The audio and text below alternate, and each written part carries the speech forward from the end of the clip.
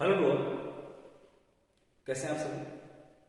आशा करता हूँ कि आप सभी अच्छे होंगे और आप लोगों की पढ़ाई भी अच्छी चल रही होगी। डियर स्टूडेंट्स, प्रोटोजोआ के क्लासिफिकेशन में हमने सब फाइलम सार्कोमेस्टी को पूरा कंप्लीट कर लिया था।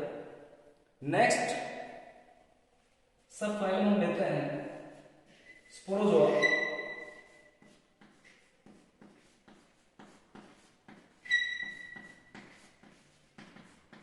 और स्पोरोजोआ सब फाइलम की यदि बात करूं तो जैसा कि नाम से स्पष्ट है कि ये स्पोर उत्पन्न करते हैं या बीजाणु बनाते हैं।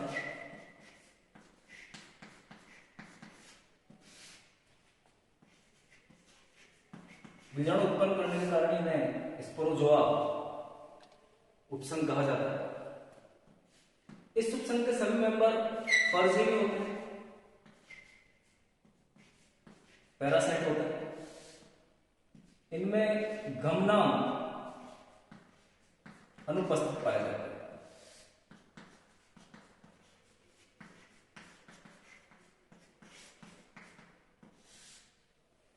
मुख्य रूप से स्पोरोजोआ को हम 3 वर्गों में बांट सकते हैं।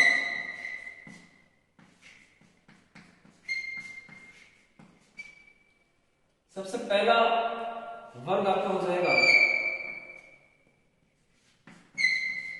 टिलोस्पोरिया।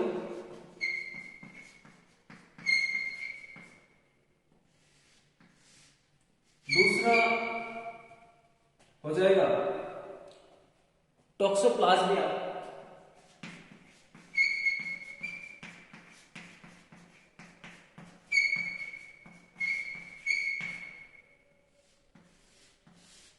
और तीसरा वर्ग यहां पर हो जाएगा हेप्लोस्पोरिया।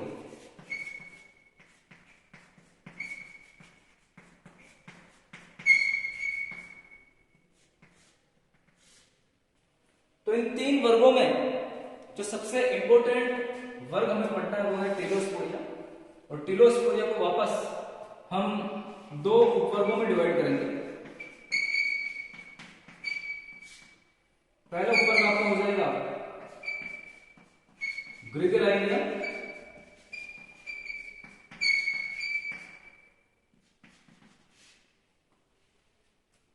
और दूसरा उपवर्ग यहां पर हो जाएगा कॉक्सिडिया।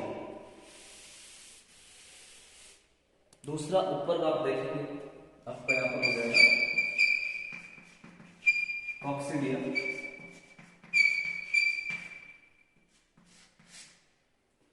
ग्रिगेराइनिया की अगर मैं बात करूं तो ये मुख्य रूप से एनेलिडा, ऑर्थोपोडा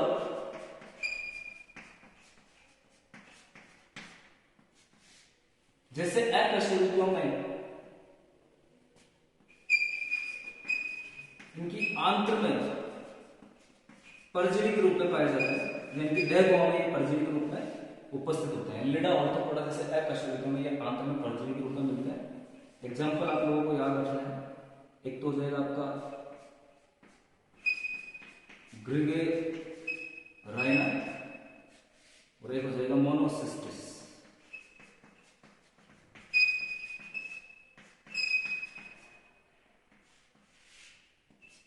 मोनोसिस्टिस तो ग्रिगेराइना और मोनोसिस्टिस आप लोगों को याद रखना है।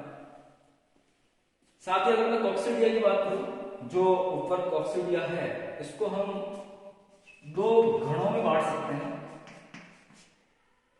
पहला गण आपका हो जाएगा आई मेरिना। आई मेरिना पहला गण हो जाएगा।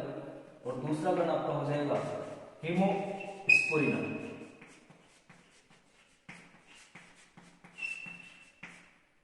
तो ये दोनों गण डियर स्टूडेंट्स काफी इंपॉर्टेंट है। आई मेरिना की अगर मैं बात करूं तो इसकी जो इन्फेक्टिव स्टेज है स्पोरोजोइट,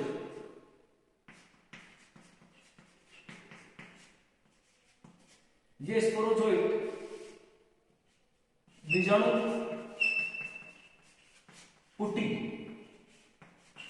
युक्त होती है।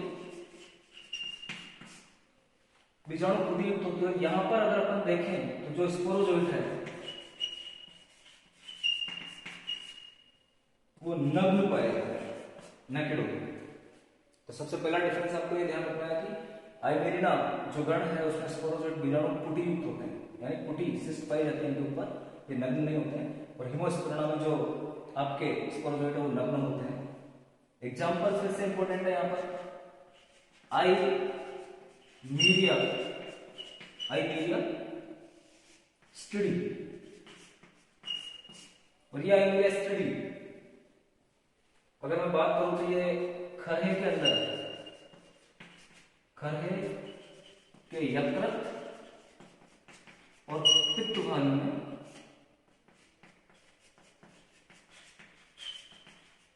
परजीवी होता है और दस्त या उदरीय रोग पैदा करता है। तो ये आपको याद रखना है, दस्त और उदरीय रोग ये पैदा करेगा। हिमोस्पिरुलिना की अगर मैं बात करूं तो इसका एग्जांपल हो जाएगा आपका प्लाज्मोडियम, और प्लाज्मोडियम आप लोगों को पता ही है कि मलेरिया रोग फैलाता है, जिसका वाहक बैक्टीरिया जो है वो जिसका वाहक जो वेक्टर है वो मादा एनोफिलिस मॉस्किटो है। आप ये ध्यान रखेंगे। तो इस प्रकार से जो स्टूडेंट्स अपना स्पोरोजोआ जो उपसंघ है वो कंप्लीट हो जाता है। नेक्स्ट उपसंघ की हम बात करते हैं निडोस्पोरा।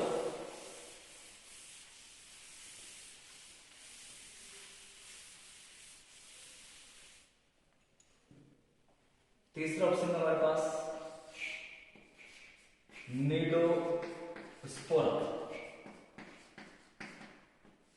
निडोस्पोरा की अगर मैं बात करूं तो इसके सदस्य भी स्पोर उत्पन्न करते हैं, स्पोर या बीजाणु बनाते हैं, ये भी परजीवी होते हैं। और मुख्य रूप से निडोस्पोरा को हम दो वर्गों में बांट सकते हैं, और वो दो वर्ग है। पहला वर्ग आपका हो जाएगा मिक्सोस्पोरिडिया,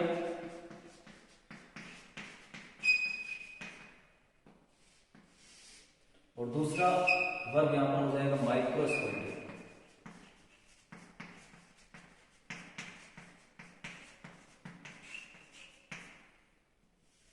तो ये दोनों वर्ग अपने को यहां पर पढ़ने हैं। मिक्सोस्पोरिडिया की मैं बात करूं तो इसके अंदर जो स्पोर या बीजाणु होते हैं वो द्विकपाटी होते हैं, यानी उसमें दो कपाट या वाल्व पाए जाते हैं, द्विवाल्व भी क्या बोल सकते हैं। और माइक्रोस्पोरिडिया में जो स्पोर या बीजाणु पाए जाते हैं वो एक कपाटी होते हैं,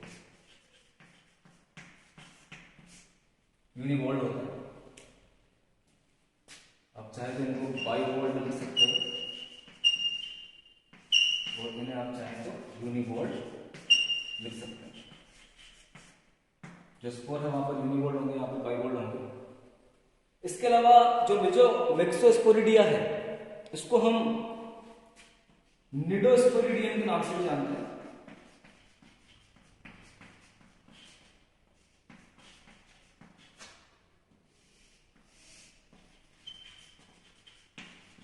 यानी इस वर्ग को हम निडोस्पोरिडियम भी कहते हैं। उसका कारण है इसमें निमेटोसिस्ट दंश कोशिका जैसी संरचना उपस्थित होती है।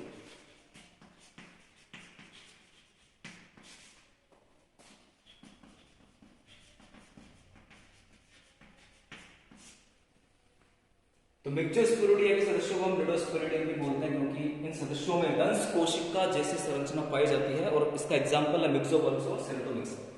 आप लोग एग्जाम्पल याद रखेंगे, मिक्सोबोलस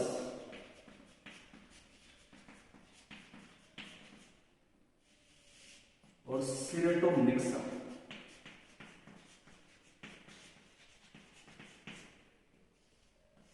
तो आपसे पूछा जा सकता है कि एग्जाम्पल देखेंगे किसमें निमिटोसिस प्रेजेंट होती है, तो आप दोनों एग्जाम्पल याद रखेंगे कि मिक्सोबोलस और सिप्टोमिक्सा।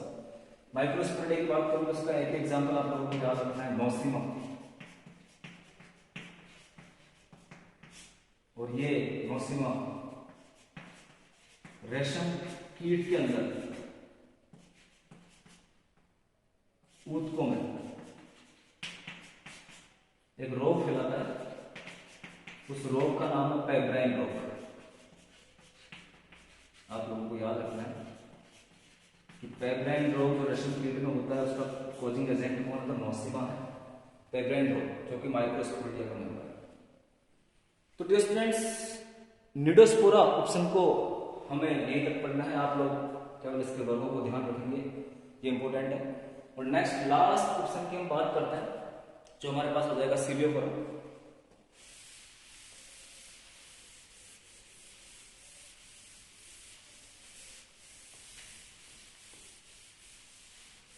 और सीलियोफोरा की मैं बात करूं तो जैसा कि नाम से पता चल रहा है सीलियोफोरा है लास्ट ऑप्शन, चौथा प्रोटोजोआ का चौथा ऑप्शन हमारे पास सीलियोफोरा। तो नाम से पता चल रहा है कि इनके अंदर सीलिया गमनान के रूप में सीलिया या पक्षमाल होता है।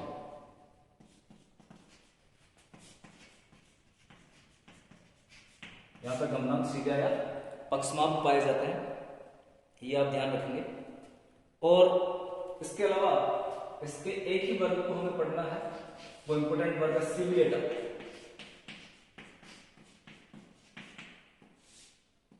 सीलिएटा वर्ग हमें पढ़ना है। और सीलिएटा वर्ग की अगर मैं बात करूं तो ये प्रोटोजोआ का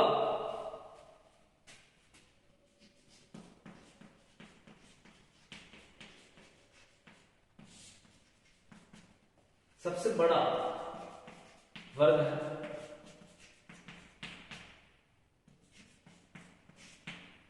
प्रोटोजोआ का सबसे बड़ा वर्ग है।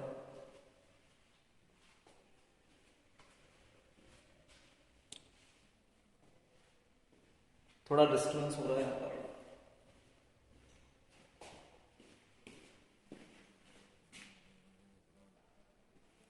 इनमें दो प्रकार के केंद्रक पाए जाते हैं।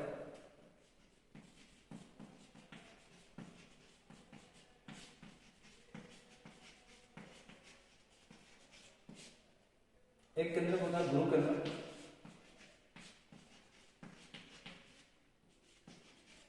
और एक होता है आपका लघु केंद्रक। तो सबसे इंपॉर्टेंट प्रश्न यही से पूछा जाता है कि कौन से वर्ग में दो केंद्रक मिलते हैं, दो प्रकार के केंद्रक मिलते हैं, गुरु और लघु।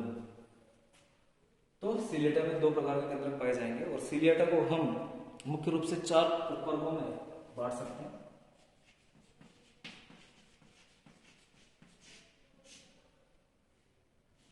पहला उपवर्ग आपका हो जाएगा होलोट्राइकिया,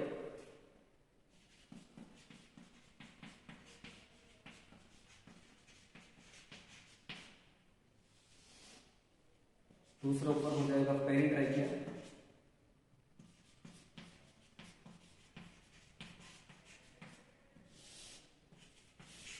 तीसरा हो जाएगा सेप्टोरिया,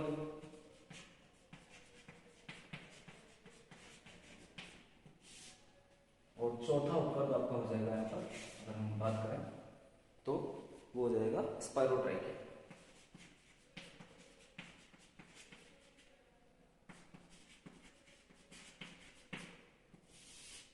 तो ये चार उपवर्ग सीलिएटा के हो जाएंगे। होलोट्राइकिया की अगर मैं बात करूं तो इसमें जो इंपॉर्टेंट गण है वो आपका हो जाएगा हाइमेनोस्पर्मेटिडा। ये आपको याद रखना है इस गण को, क्योंकि ये जो गण है वो पैरामीशियम का गण है।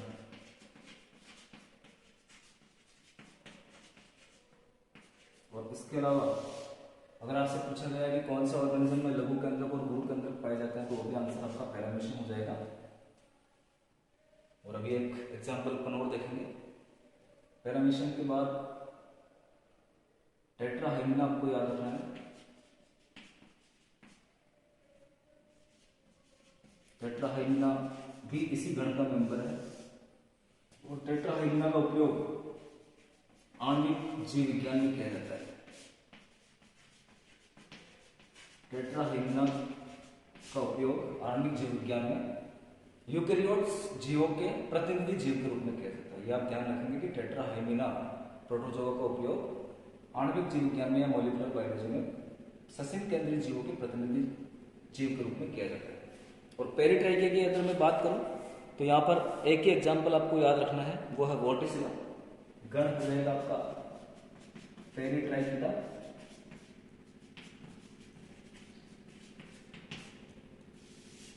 और एग्जाम्पल आप याद रखेंगे वोर्टिसिला।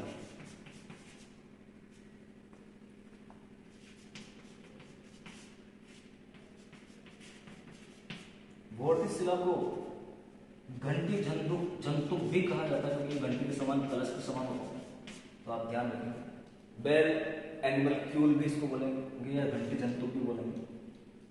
साथ ही यहाँ पर भी दो केंद्रक पाए जाएंगे, लघु केंद्रक और गुरु केंद्रक। और वोर्टिसिला को हम स्टॉक्ड सीलिएट भी कहते हैं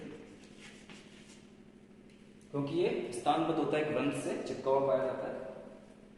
और साथ ही वोर्टिसिला के अंदर, वोर्टिसिला में आगे के जो उपवर्ग है वो हमें नहीं देखते हैं, यही तक अपन करेंगे। और वोर्टिसिला में एक इंपॉर्टेंट अनुदैर्घ्य द्विविखंडन पाया जाता है, तो ये भी आप ध्यान रखेंगे कि अनुदैर्घ्य द्विविखंडन किसमें मिलता है, वो वोर्टिसिला में पाया जाता है। तो डियर स्टूडेंट्स, यहाँ तक हमारा जो प्रोटोजोआ का क्लासिफिकेशन है वो कंप्लीट हो जाता है और मैं आशा करता हूँ कि आप लोगों को अच्छे से समझ में आ गया होगा और आप अच्छे से इसे कंप्लीट करिए। बहुत बहुत धन्यवाद।